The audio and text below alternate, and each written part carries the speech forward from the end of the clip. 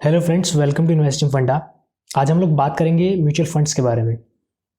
अगर आपको हमेशा एक कन्फ्यूजन रहती है कि म्यूचुअल फंड्स क्या हैं, क्या हमें इसमें निवेश करना चाहिए या नहीं, अगर आपको जानना है म्यूचुअल फंड्स में कितना रिस्क है और किन म्यूचुअल फंड्स में आपको निवेश करना चाहिए, तो जुड़े रहिए इस वीडियो से एंड तक।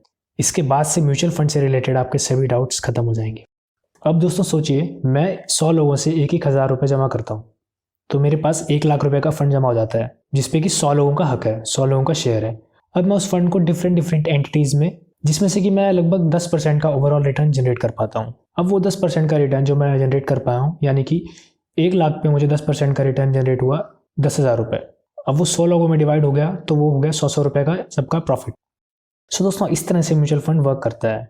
यानी कि आपके टोटल अमाउंट में एक फंड मैनेजर होता है, वो उसको इन्वेस्ट करता है डिफरेंट एंटिटीज़ में। वो हो सकते हैं शेयर्स, स्टॉक्स, बॉन्ड्स, एंड आपको उस पर जो रिटर्न मिलता है वो आप सभी जो भी शेयर होल्डर्स होते हैं, जो भी म्यूचुअल फंड उसमें इन्वेस्टर्स होते हैं, उन सभी में डिवाइड कर दिया जाता है। So this is the basic working of mutual funds. So basically mutual funds एक ऐसी एंटिटी है जो इन्वेस्टर से मनी कलेक्ट करके उसे stocks, bonds and other assets में इन्वेस्ट करती है, और वहाँ से जो रिटर्न जनरेट होता है उसे कैपिटल गेन्स बोलते हैं, जो कि इन्वेस्टर्स में डिवाइड कर दिया जाता है। म्यूचुअल फंड्स कई तरह के होते हैं। हम लोग बात करेंगे कुछ फेमस एंड इंपॉर्टेंट कैटेगरीज की, जैसे कि इक्विटी म्यूचुअल फंड्स, डेब्ट mutual funds, hybrid mutual funds. Equity mutual funds stocks में यानी कि शेयर्स में इन्वेस्ट करते हैं। डेब्ट म्यूचुअल फंड्स इन्वेस्ट करते हैं बॉन्ड्स एटसेट्रा में। So and hybrid mutual funds कुछ पार्ट अपना इक्विटी में इन्वेस्ट करते हैं एंड कुछ पार्ट डेब्ट में इन्वेस्ट करते हैं। सबसे पहले बात करें अगर हम इक्विटी म्यूचुअल फंड्स की, तो इक्विटी म्यूचुअल फंड्स रिस्की होते हैं फॉर शॉर्ट टर्म। अगर आप शॉर्ट टर्म के लिए पैसा इन्वेस्ट करना चाहते हैं तो equity mutual funds can be risky, क्योंकि वो मार्केट पे डिपेंड करते हैं। एंड जिस टाइम पीरियड में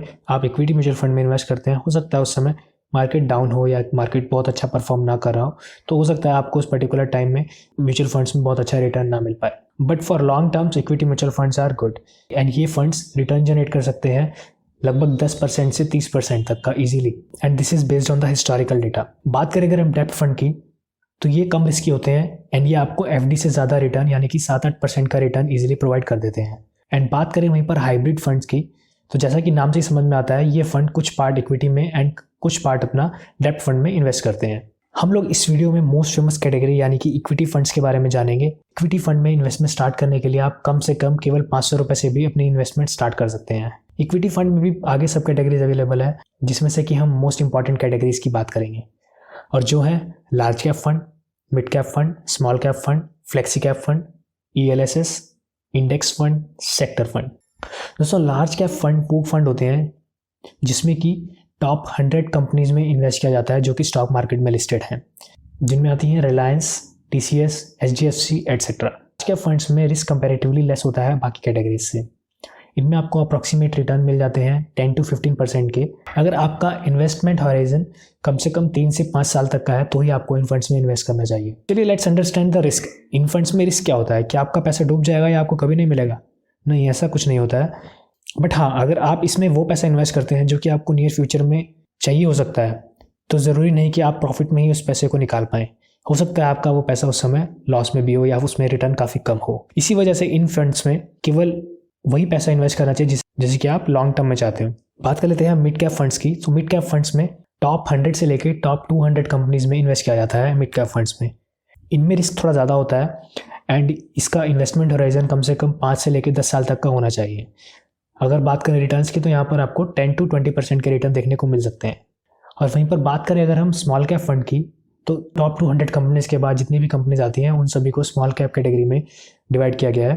सो इन कंपनीज में large cap and mid cap companies से कंपैरेटिवली ज़्यादा रिस्क होता है, बट वहीं पर ज़्यादा रिटर्न भी प्रोवाइड करती हैं। तो अगर आपका इन्वेस्टमेंट होराइजन लगभग 10 साल या उससे ज़्यादा है, तो ही आपको इन फंड्स में निवेश करना चाहिए। एंड इन फंड्स में आपको 15 से लेकर 30% तक के भी रिटर्न देखने को मिल सकते हैं लॉन्ग टर्म में। दोस्तों, ये कैटेगरी सेबी द्वारा बनाई गई है। सेबी जो कि security and exchange board of India है, ये पूरी stock market and mutual fund related stuff को रेगुलेट करती है। दोस्तों, नेक्स्ट कैटेगरी है फ्लेक्सी कैप फंड। यहाँ पर फंड मैनेजर के पास फ्रीडम होती है and they can pick stocks from any of the category, large cap, mid cap, small cap. So जो लोग डाइवर्सिफिकेशन चाहते हैं और हर तरह की कंपनी में निवेश करना चाहते हैं, वो लोग फ्लेक्सी कैप फंड में निवेश कर सकते हैं।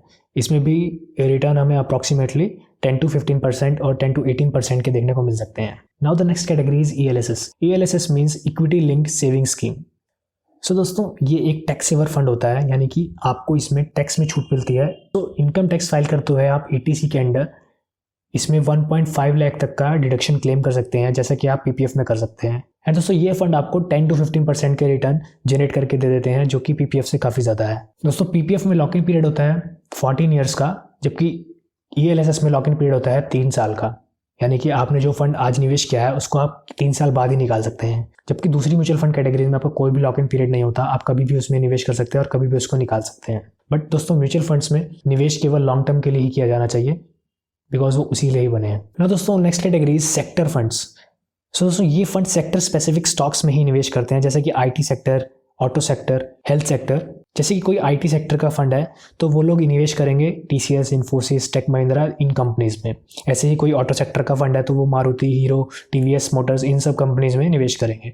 इसमें होता क्या कि आपको किसी किसी साल में तो हो सकता है 20-22% का रिटर्न मिल जाए, बट ऐसे ही अगले कुछ सालों में हो सकता है आपको यहाँ पर कुछ भी रिटर्न ना मिले। तो ऑन एन एवरेज यहाँ पर आपका रिटर्न परफॉर्मेंस डाउन हो जाती है। इसी वजह से सेक्टर फंड्स को टर्म वेल्थ क्रिएशन के लिए अवॉइड करना चाहिए। तो अगले वीडियो में हम बात करेंगे different terms used in mutual funds की, एंड हम लोग डिस्कस करेंगे एक पर्टिकुलर म्यूचुअल फंड को भी, और हम बात करेंगे कि हमें एक म्यूचुअल फंड में क्या क्या देखना चाहिए एंड क्या फैक्टर्स होते हैं किसी म्यूचुअल फंड को सेलेक्ट करने के लिए। सो दोस्तों वीडियो अगर अच्छा लगा हो तो लाइक जरूर कीजिएगा, एंड अगर आपके कोई डाउट्स या सजेशंस हो तो उसे कमेंट सेक्शन में जरूर पूछिएगा। चैनल को सब्सक्राइब नहीं किया है तो चैनल को जल्दी से सब्सक्राइब कर दीजिए। Thank you for watching the video. हम मिलेंगे एक नए वीडियो में।